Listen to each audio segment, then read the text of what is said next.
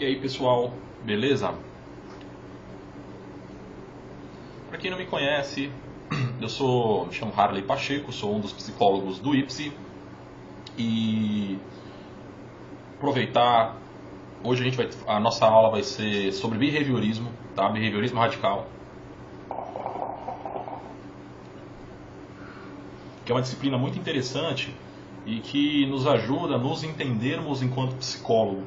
Então, acho que hoje vocês vão gostar. O nosso diálogo de hoje vai ser algo que você vai poder usar muito, tanto na faculdade quanto na vida real, e é algo que endossa as práticas que você vai aprender se eventualmente você pensar em ser um psicólogo behaviorista, analista do comportamento.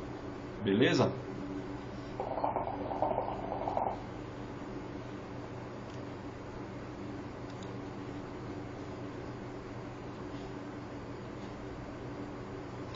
Só vou fazer uma ressalva aqui que estou lembrando agora de alguns amigos.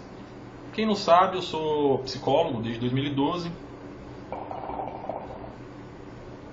behaviorista radical, venho de uma formação behaviorista, tá? Eu comecei a estudar, fiz faculdade comecei psicologia na Universidade Anhembi Morumbi, em São Paulo, que me formou a princípio a minha corrente, né, que é a behaviorista.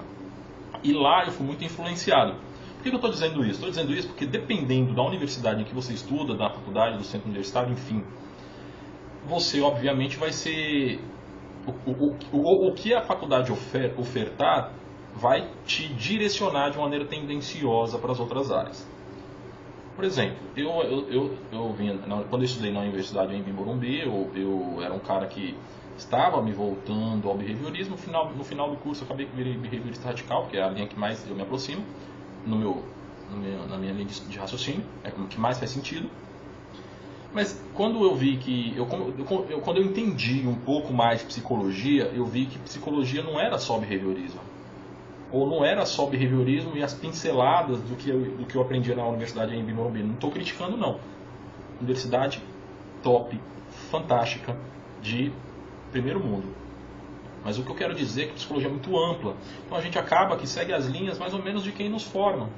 Mas quando eu aprendi um pouco mais de psicologia, eu fui estudar na FMU.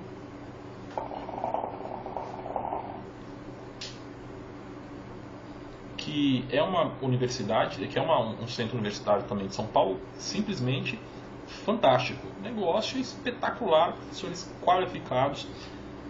E lá eu conheci muito de psicologia da saúde. É uma instituição totalmente, se não totalmente, lógico, mas com um enfoque maior na psicologia aplicada à saúde. E olha só, em uma universidade era só behaviorismo radical, academia, na outra saúde, né? Eu falei, porra, eu preciso conhecer o resto, mas qual universidade vai me ofertar isso? Então eu pensei em ir para a PUC. PUC, né, na Pontifícia Universidade Católica de São Paulo, um berço da psicanálise e da psicologia clínica, que, para quem não sabe, vai saber agora, eu tinha tendência de ir para a PUC, porque era a universidade que minha mãe sempre queria que eu estudasse e tal. Mas quando eu comecei a frequentar a PUC, eu vi que eu precisava ser aluno de lá para absorver o conteúdo, porque lá tem muitos eventos, a psicologia é muito forte, é muito aberta. A PUC ela nos recebe, você pode assistir a aula como visitante. Então lá na PUC eu aprendi bastante sobre psicanálise e sobre psicologia crítica, tá? Que são outras linhas, são outras ramificações. Pô, fora que eu tive contato, né? A mesma coisa aconteceu na USP. A USP você pode ir lá, você é estudante de psicologia, né? Assistir aulas com o pessoal, como convidado, né? E participar. Isso é bom, inclusive, até para que você tenha conhecimento, conheça outras pessoas, tem que estar sempre envolvido, tá? Mas eu percebi, não, na PUC eu não preciso estudar aqui, tá? Mas tem um ponto. Eu pegava, lógico, muita coisa, muitos assuntos, mas não via todo dia. Aí eu falei, beleza, eu estudei na Anhembi Morumbi, conheço a Anhembi Morumbi, curso top, fui para a FMU, conheço, mas a FMU eu passei um pouco menos, passei um semestre só, foi pouco, tá? Comecei a frequentar a PUC e os eventos, tal, top, nota 1 bilhão. Eu falei, eu vou estudar na São... Eu como behaviorista, pra vocês entenderem como eu fui parar na São Marcos, eu sou um cara behaviorista. De origem, a minha formação original no comecinho já começou sendo behaviorista tal, e aquilo foi sedimentando. E aí, eu falei assim, eu quero aprender, eu falava muito mal da psicanálise. Até uma vez eu conheci um cara, conheci no sentido de dialogar, tá? A gente começou a conversar, o cara era psicanalista. E aí eu falei, pô, esse cara manja demais. Preciso aprender psicanálise. Qual é o centro de psicanálise? Qual é o lugar que mais vai ensinar? Onde mais psicanálise eu vou aprender? Por quê? Para você criticar alguma coisa, você tem que conhecer a fundo. Você não pode defender uma tese de outra pessoa. Você não pode defender o que você ouve e reproduzir. Você não pode falar do que não conhece. Mais ou menos como Marx, Karl Marx. Por que ele critica o capitalismo? Com o conteúdo. Porque ele foi viver, ele falou, não, para eu criticar o capitalismo, eu vou para a Inglaterra. Se fosse hoje, provavelmente aqui nos Estados Unidos. Eu fiz a mesma coisa, de maneira análoga, obviamente. Para criticar a psicanálise com consistência, ou para falar, não, porra, isso é verdade mesmo. Eu fui estudar na São Marcos, Universidade de São Marcos, que era o centro da psicanálise, uma história de psicologia muito grande. É a melhor universidade da América Latina por muito tempo. Eu também não deixei de estudar behaviorismo radical.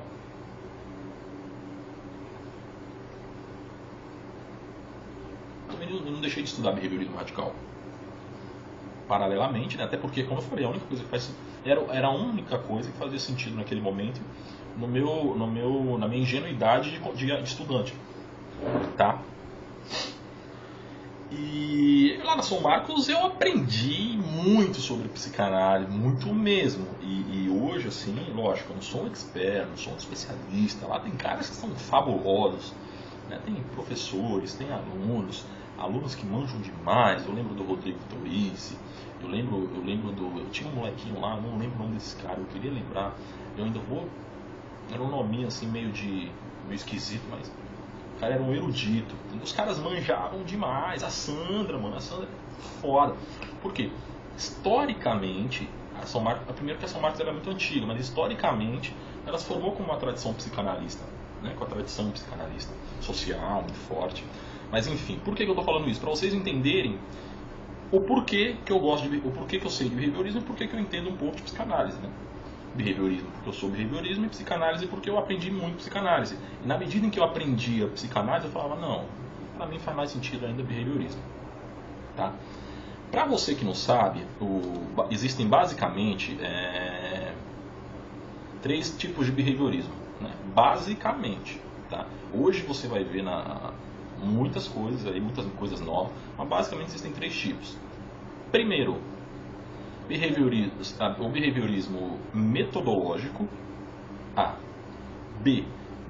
Behaviorismo filosófico, né? Ou o que a gente chama de behaviorismo radical. Eu me considero, lógico, behaviorista filosófico ou, né, radical. E tem o behaviorismo cognitivo, ou seja, são as 3 linhas básicas aí de behaviorismo, tá? Pessoal, espero que vocês gostem dessa aula, porque assim, é um negócio fabuloso e que a gente tem pouco na faculdade. Lembrando que esse texto, ao qual eu estou usando como referência, eu estou avaliando um texto que eu já escrevi anteriormente, em 2013. Esse texto está no site do IPSI, então se você quiser ler, vai estar lá. O que a gente vai fazer aqui é entrar num processo de reflexão profundo, analítico e crítico, né, lógico, metodológico em cima desse texto, mas ele está disponível para você. Vamos falar do behaviorismo radical.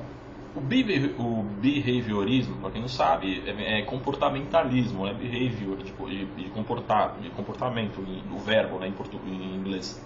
Mas no Brasil é comportamentalismo. Behaviorismo radical é a evolução de um outro behaviorismo que chamava metodológico, né, que surgiu como uma reação à psicologia da introspecção mentalista. Como assim?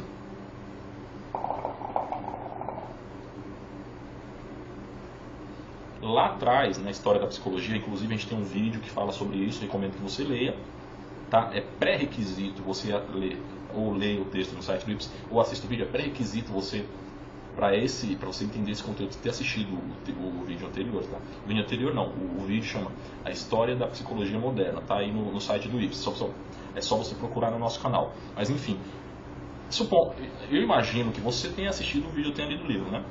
Ou conheça um pouco de psicologia. Psicologia mentalista do Wundt, do Titchener. Lembra lá no vídeo que eu falo? Abre parênteses aqui para quem não sabe. Antigamente a psicologia era o estudo de processos mentais, mas por meio de introspecção, que era um método. Fecha parênteses. A psicologia, o behaviorismo radical surgiu como uma contraposição, como um movimento de reação a essa psicologia mentalista do Wundt, do Titchener e de outros aí. Essa psicologia, essa perspectiva de introspecção mentalista estava em alta no início do século XX, né? Seus fundadores foram o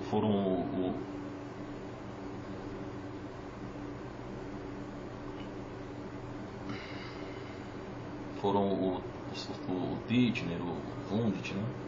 Mas enfim. Quem é o fundador do behaviorismo filosófico? O radical? É um cara que é um norte-americano, Watson, John B. Watson, tá? Ele inclusive, como que ele começou isso? Ele começou isso com um artigo que chamava O Comportamentalismo. Daí que veio o conhecido termo, né, behaviorista, né? Foi o Watson lá. Lógico, já existia alguma coisa, né, mais ou menos seguia a mesma linha, mas o Watson foi o cara que deu o nome, né? O texto que ele escreveu chama Manifesto Behaviorista, né? Behaviorismo, comportamento, seria o comportamento, manifesto comportamentalista em português.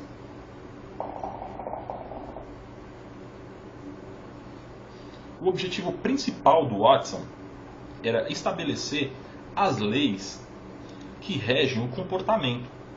Como assim? Ele relacionava as respostas com estímulos. Quando a gente pensa em behaviorismo, a gente pensa logo em resposta e comportamento, em estímulo e comportamento, né? Que é estímulo e resposta. Isso é algo do Watson, tá?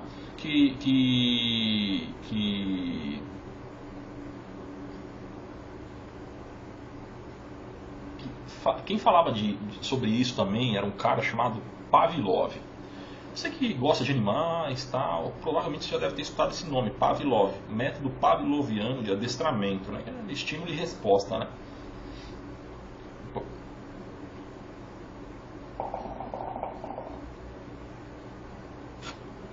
Ele falava de reflexo, né? Ele tem lá o testezinho com os cachorros, tal. Isso é bem legal. Depois do Watson surgiu o nosso grande, querido, genial Skinner. Friedrich B. Skinner. Burroughs Skinner. Tá, o que esse cara falava? Skinner é diferente. Ele veio com um negócio novo que chama behaviorismo, comportamento operante, né? Que se caracteriza por ser um comportamento voluntário. Lembra do Watson que falava de reflexo? Comportamento involuntário. O Skinner e do Watson um pouco, né, falava de estímulo e resposta e tal. Surgiu o Skinner com comportamento operante, voluntário. Ou seja, é o que a gente está fazendo agora, a gente está se comportando, né? Isso é voluntário, isso não é um reflexo do nosso físico.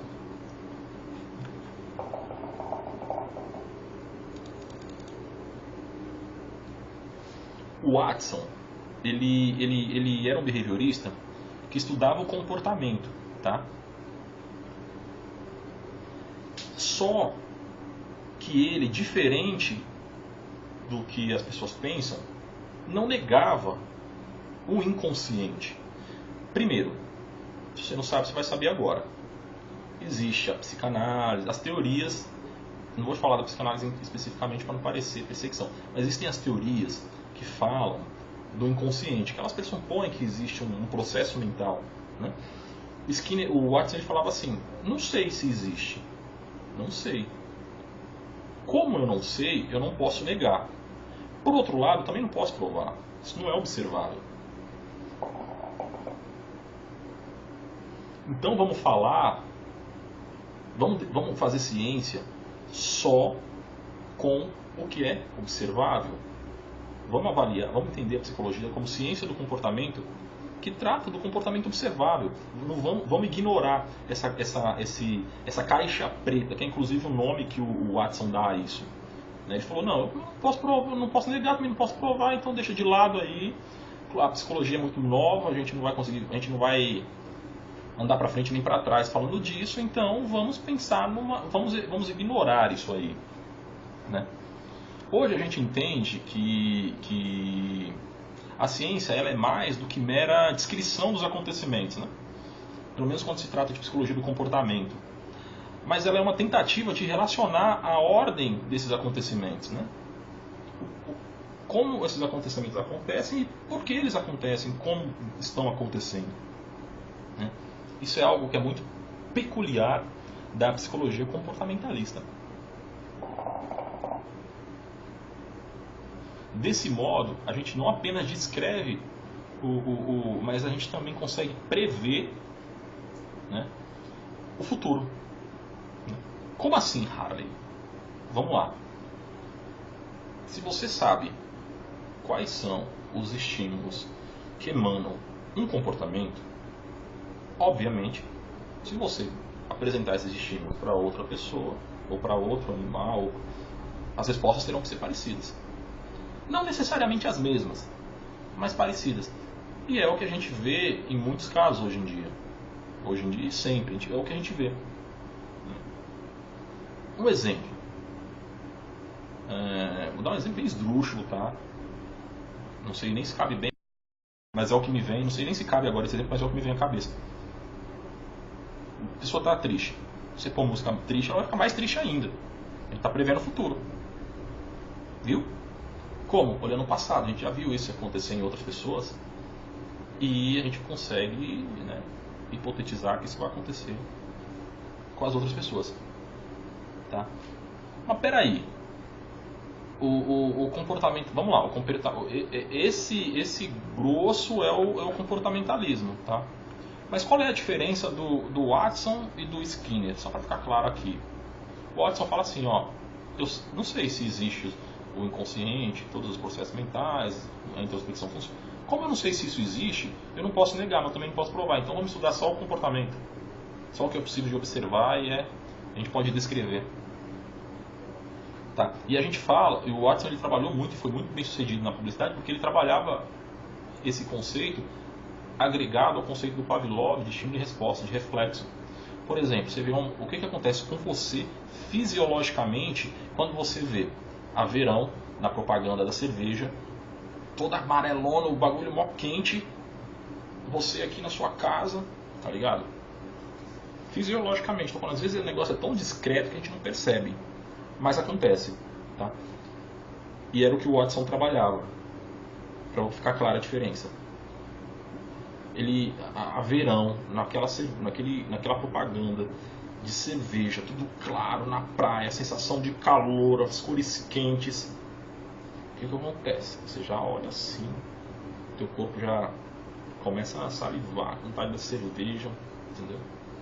Vontade da mulher, você fala assim, cerveja gostosa no calor, a mulher é uma gostosa no calor. Lógico, isso desperta em você alguma coisa fisiológica. E era isso que o Watson falava, tratava. Já o Skinner, ele veio com um conceito de operante, também disso aí, desse comportamento voluntário, tá? Mas ele veio também falando do comportamento operante. Por exemplo, o que é um comportamento operante? Quando o ratinho, ele tá lá, você deixa o ratinho uns 3 dias sem tomar, uns 5, 6 dias sem tomar água, Aí põe ele lá na caixinha com uma marretinha para ele apertar, e quando ele apertar com uma gotinha d'água. Beleza? O que é o comportamento operante? São os comportamentos que o ratinho faz lá. Pá, pá, pá, pá, pá, pá, pá, pá, e puf, apertou sem querer. Quando ele aperta sem querer a alavanquinha que desce uma gota d'água e ele sente a água, ele aprende. E esse comportamento ele começa a se repetir. Tá? Olha e percebe que é o comportamento operante. É você com sede no deserto, aí você tropeça numa planta, num cacto, você sabe que se corta o cacto, né? Tem água no meio, tem água. Você é um ser humano e não sabia disso. E agora você vai procurar os cactos. Ou seja, o comportamento operante, que é o que difere o Skinner do Watson, é você estabelecer essa relação, essa correlação, né? Não é bem uma relação, mas essa correlação. É você se comportar interferindo no mundo, na sociedade. Tá? Né? E isso é o comportamento operante, é você interagir com a sociedade. Né? De maneira mais abrangente, obviamente. Né? Tá?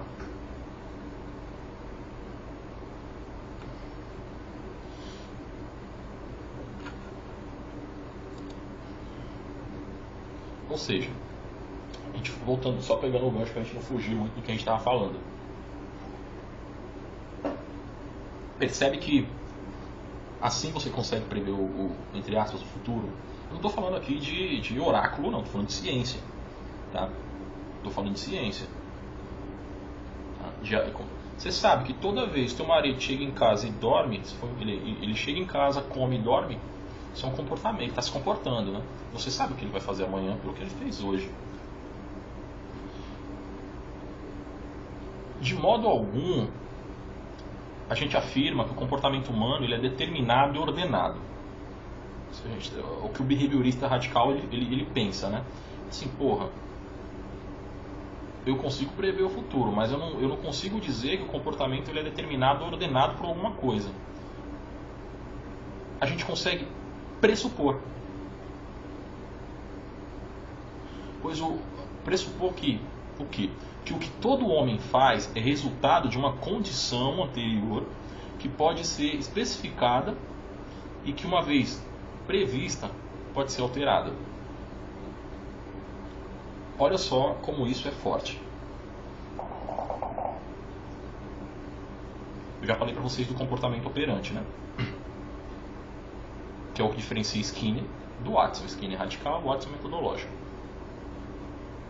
Aí é o seguinte. A gente consegue dizer que a gente consegue prever o comportamento futuro olhando para o comportamento passado, às vezes para a frequência desse comportamento no passado. Mas de modo algum a gente pode afirmar que o comportamento humano, tá? É determinado e ordenado. O que a gente pode fazer é pressupor que tudo que o homem faz é resultado de condições que podem ser especificadas e depois previstas. Depois de previstas, alteradas. Ou seja, você identificou um comportamento, vamos falar de um comportamento de um distúrbio, de um comportamento inadequado. Identificou esse comportamento. Você sabe que o cara vai repetir esse comportamento. Tá? Então você já está prevendo o futuro. Você consegue especificar, ou seja, descrever e detalhar, quebrar sistematicamente esses comportamentos. Né? Mas você não pode dizer, estabelecer relações de causa e efeito entre A e B. Tá? O que você pode é pressupor. Tá? Que é uma grande coisa, é um negócio que eu acho fantástico no behaviorismo, que muda com as outras linhas da psicologia. No behaviorismo a gente não afirma nada. A gente segue a frequência e a ciência, tá? A frequência do comportamento, usando o método científico. E aí a gente pressupõe, usando as escolas de pensamento, né? Você também tem que ter visto lá o vídeo da história da psicologia para saber o que é um pensamento indutivo, pensamento dedutivo, né? O que a gente acredita é que tudo que o homem faz é resultado de condições que podem ser especificadas e que, uma vez previstas, podem ser alteradas. Isso é a grande sacada. Tá? Se você sabe qual é o comportamento, se você sabe tudo que está em volta do cara e você mexe, você consegue mudar, você fazer com que ele se comporte de maneira diferente.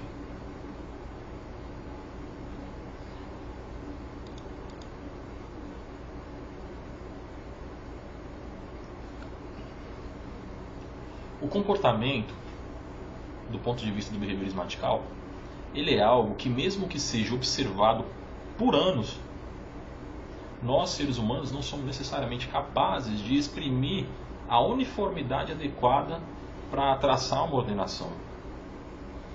Tem muito psicólogo aí, eu acho que isso é um cuidado que eu tenho que tomar, que esses profissionais, nossos amigos, colegas, colaboradores aí devem tomar, e que você, aluno, deve tomar, é justamente tomar cuidado para não ficar estabelecendo relação de causa e efeito. Isso é muito perigoso. Eu me considero um behaviorista, tá? Vou dizer o seguinte, que a gente não consegue estatisticamente, né, colocar uma uniformidade, estabelecer uma uniformidade no gráfico. É como se o gráfico, uniformidade no sentido assim, de um comportamento, o gráfico ele tinha que estar assim, retinho. O que a gente consegue ver é que o gráfico ele oscila, sobe e desce, né? E por isso a gente não consegue estabelecer uma ordenação.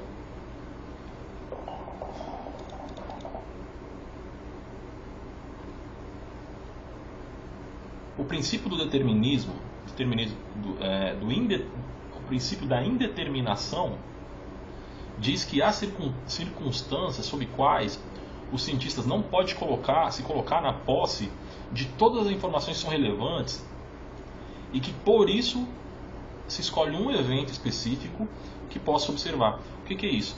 Eu estou dizendo assim, que nós behavioristas radicais, diferente da maioria das linhas de psicologia e do próprio behaviorismo metodológico, a gente escolhe um pedacinho de toda uma complexidade para avaliar.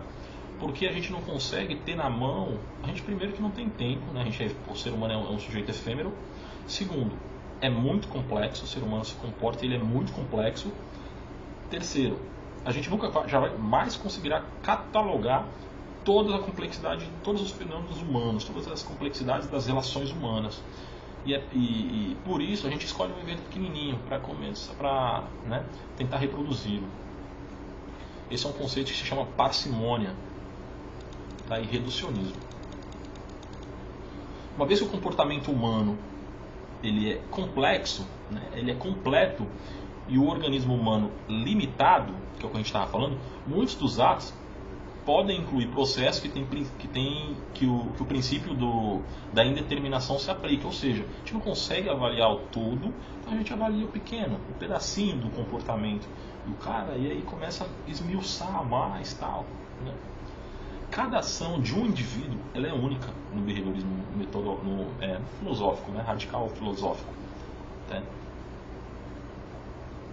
Como cada evento físico ou químico, né? O Skinner ele parece não achar conveniente e nem ser conivente, não achar adequado a indução, né? Mas ele acredita na ordenação dos comportamentos aferidos por meio de dedução, de que trata um modelo matemático de probabilidade e não de causa e efeito, porque o ser humano é único. Essa é o que me faz se pirar no behaviorismo. Vamos colocar isso em português claro. Skinner fala o seguinte: o ser humano é complexo, nós somos limitados, a gente não vai conseguir ordenar a vida inteira do cara. Logo, a gente não consegue estabelecer relações de causa e efeito com nada. O que a gente pode fazer é pegar um comportamento, né, seja ele pequeno, médio, né, pequeno, médio assim, simples, complexo ou muito complexo, usando a metodologia científica, fragmentar e alterá-lo para ver como ele reage a esses comportamentos, né? E aí a gente consegue observar, descrever e especificar estatisticamente a probabilidade desse comportamento se repetir. Por que é assim? Porque cada pessoa é única. Cada ser humano é um indivíduo único, né? Individual. Eu não consigo dizer assim, ó, todas as pessoas, todas as mulheres gostam de chocolate. O que eu consigo dizer é assim, ó, eu observei, descrevi que de 100 mulheres, 99 gostam de chocolate. Eu não consigo, isso eu consigo, de repente, não sei, eu estou hipotetizando, conjecturando, né? Eu estou dizendo assim, o que a gente conseguiu observar é que a maioria das mulheres gostam de chocolate e essa maioria que comeu chocolate se sentiu mais alegre. A gente não pode estabelecer relações de causa e efeito entre os eventos, que acontece nas outras linhas da psicologia, né? Principalmente na psicanálise. Estabelece muita relação de causa e efeito. Isso na ciência não existe, tá? E aí que entra o tal do behaviorismo radical que tornou a psicologia uma ciência, tá? O Watson contribuiu muito, mas foi o Skinner o cara que falou, porra, a psicologia é científica mesmo. O Watson não, o Watson primeiro o Watson tornou a psicologia uma ciência, mas quem construiu um acervo muito bom, muito legal, foi o Skinner. Ele revolucionou a psicologia do comportamentalismo com esse conceito de comportamento operante. O bagulho é genial, o bagulho é foda, tá ligado? Eu tô falando isso porque realmente é, né? Vou aproveitar, agora que eu lembrei do Marcos Siqueira, psicólogo nosso, trabalha lá em Ubatuba. Cara foda, genial, manja muito de behaviorismo, o cara é foda, o cara manda muito bem.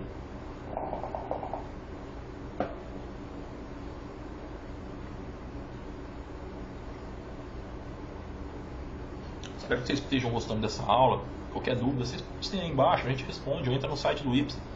Questiona a gente, porque eu tô aqui falando da minha casa, tá? Tirei um tempo aí para fazer essa aula, passar para você. E essa aula é um processo de reflexão entre eu e você que está na sua casa, tá? Isso aqui não é um monólogo, nem tudo que eu estou falando aqui é paradigma. E se for, vocês têm que quebrar.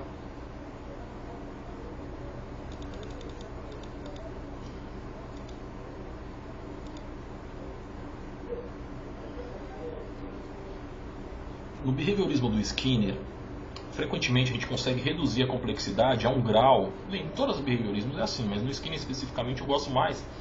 A gente consegue, e a psicologia também é assim, tá? O ideal é que a gente consiga reduzir a complexidade a um grau razoavelmente simples, né? E para que a gente consiga reproduzir essas condições no laboratório. Chama parcimônia e reducionismo, tá? Lógico, tem coisa que você não consegue reduzir, trazer para dentro do laboratório.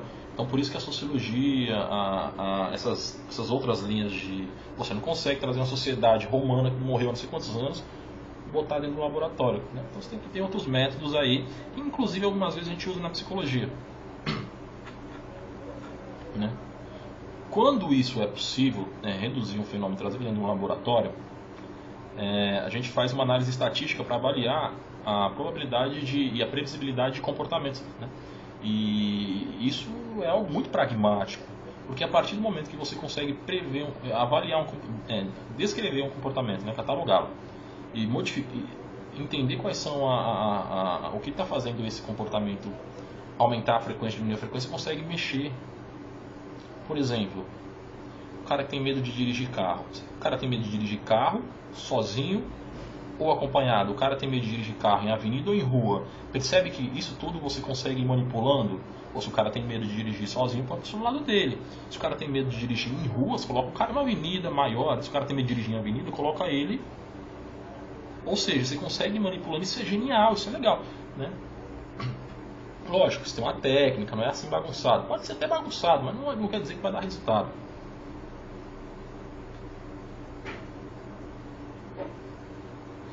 A simplicidade dentro de um laboratório é o que revela a relevância de fatores que a gente pode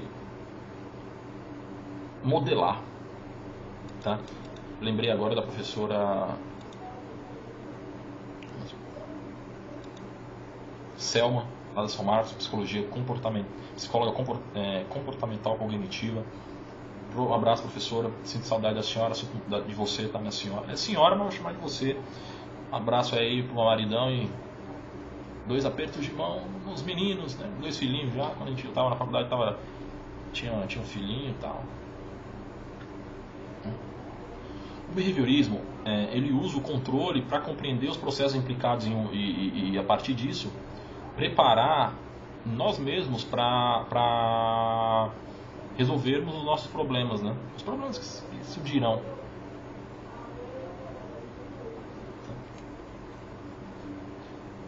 Até aqui a gente está falando, lembra que a gente começou falando dos 3 behaviorismos, né? Do metodológico do Watson, do filosófico radical do Skinner, e mais para frente a gente vai falar do behaviorismo cognitivo. Brevemente, tá? Até porque o nosso objetivo aqui não é que você tenha aí uma visão geral, mas que você também vá atrás de conteúdo, né? Não é disseminar pseudocultura, mas enfim.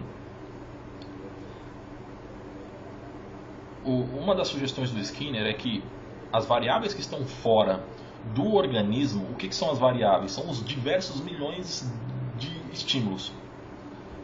Eles explicam o comportamento em um ambiente imediato, né? Se a pessoa tem síndrome do pânico e fica dentro de um quarto, tem pânico de ficar sozinha, de ficar no quarto, né? Branco, o que vai acontecer com ela se você colocar ela num quarto branco? Então você tem que ir, né? Ir modificando aí o ambiente para que as pessoas consigam lidar com as situações.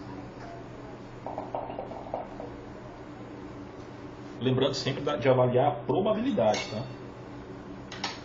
Vou guardar meu arguilho aqui. Agora eu vou parafrasear o Freud. A gente tem que sempre estudar mudança humana 1.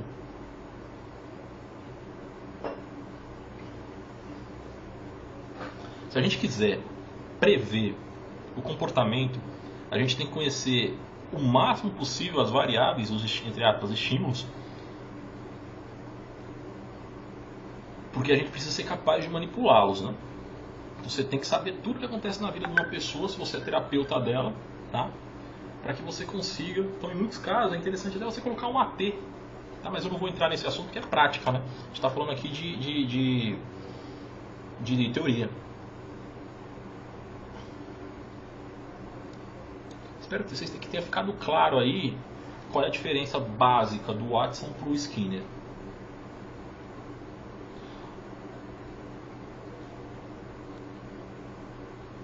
Um fala de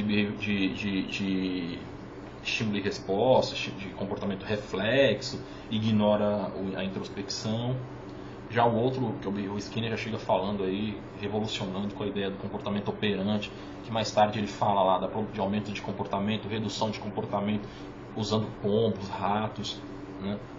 Usando sim também o que a gente falou aqui do reducionismo e do determinismo, do indeterminismo e do determinismo em alguns casos, né, para reduzir, gerar comportamento, né? No behaviorismo do Watson e do Pavlov, é um processo de substituição de estímulos, né? Você tem um estímulo, gera um comportamento, você substitui outro estímulo, que é verdade, que assim, funciona assim também, a gente consegue ver que funciona assim, né? E aí a gente tem o tal do condicionamento, né?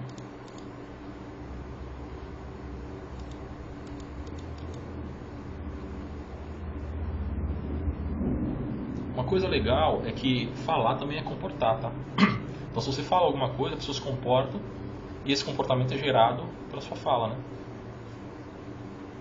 O Skinner fala de estímulos verbais, né? Mas enfim.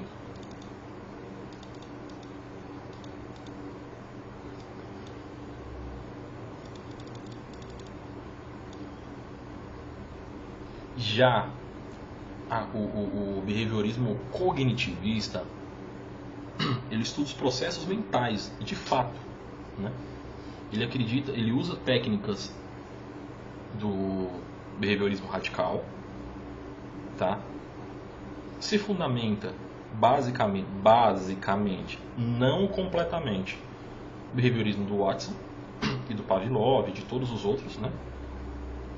Mas ele avalia o processo mental, que é o que o Skinner falou assim, ó, não sei se existe, então ignoro, que é o que o Watson falou, não sei se existe, então ignoro.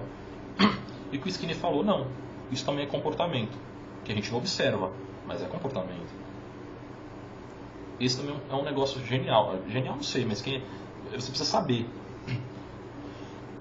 O Watson, eu não vou estudar o processo mental porque eu não sei se existe. Eu não consigo negar, não consigo provar, então deixa pra lá. Skinner fala, comportamento operante. Processo mental não existe. O que existe é comportamento. Se comporta. E são comportamentos que a gente, por conta da limitação científica, até o presente momento, a gente não consegue estudar. Hoje é diferente. Hoje você já tem cara lá que fica vendo onde esquenta mais, quando, né? Tem cara que consegue já, psicólogo, neuropsicólogos e alguns médicos, né? Eles conseguem já estudar isso, que é o que reforça ainda mais a psicologia do Skinner, tá? E o comportamentalismo cognitivista fala assim, beleza, tudo isso aí existe, mas vamos estudar também o processo mental, porque ele existe sim. Tá? A gente não pode simplesmente negar ou dizer que é comportamento, tem que estudar ele e avaliar. Então você vai ver muito comportamento, você vai ver os comportamentalistas cognitivistas, eles não vão negar que existe um inconsciente, que existe aí, né, uma correlação entre os... Essas são as 3 diferenças básicas, né? Eu poderia falar aí de termos do behaviorismo, mas acho que não é a gente está falando aqui de filosofia, né? De diferenças entre os três cognitivos, mas você tem que entender um pouco mais, até para saber o que é estímulo antecessor, reforçador positivo, negativo, extinção, punição, tá? Esquecimento, aversão. Bem, você tem que saber essas coisas, fuga, esquiva, quais são as técnicas aplicadas, né, para condicionamento operante, relaxamento, modelagem, dessensibilização, sistemática, entre outras diversas, né? A análise do comportamento, ela é a explicação de um evento comportamental, né? Ele é descrito, né, assim, o que estabelece são as relações que esse evento sustenta com outros eventos, né, presentes e passados. Isso você tem que prestar bastante atenção. E é isso que vai definir a prática do analista do comportamento, é a investigação, né, que são os efeitos, são consequências, né, a dimensão histórica, né, e as contingências passadas e atuais que reforçam um comportamento, né? Por exemplo, o que acontece quando você leva seu filho no mercado, pequenininho, ele começa a chorar, a espernear, e o que você faz? Você, na hora que ele começa a espernear, você dá o que ele quer. Ali foi um comportamento operante, basicamente, grosso modo dizendo, que ele está aprendendo que toda vez que ele fizer aquilo, você vai dar o que ele quer. Ou seja, reforçamento. O que você está fazendo assim? Você está dando um estímulo, você está reforçando, você está aumentando a probabilidade daquele comportamento acontecer. Uma vez o cara chorou, você deu o doce. Outra vez o cara chorou, você deu o doce. Terceira vez o cara chorou, você deu o doce, fera. Espera, mano. Toda vez vai ser assim. Pra você tirar isso depois vai ser triste. O que você tem que fazer nesses casos? Deixa o moleque chorar, velho. Espernear. É vergonhoso? É, beleza. Ou você tira o estímulo, né? Que é nem levar. Mas tô falando isso para te despertar em você a vontade de conhecer mais aí, né, sobre o behaviorismo, tá? Espero que você tenha gostado. O nosso objetivo aí não é falar especificamente, ensinar técnica, nada. É te dar uma visão geral das 3 psicologias, das três linhas básicas aí de psicologia comportamental. Espero dúvidas, sugestões.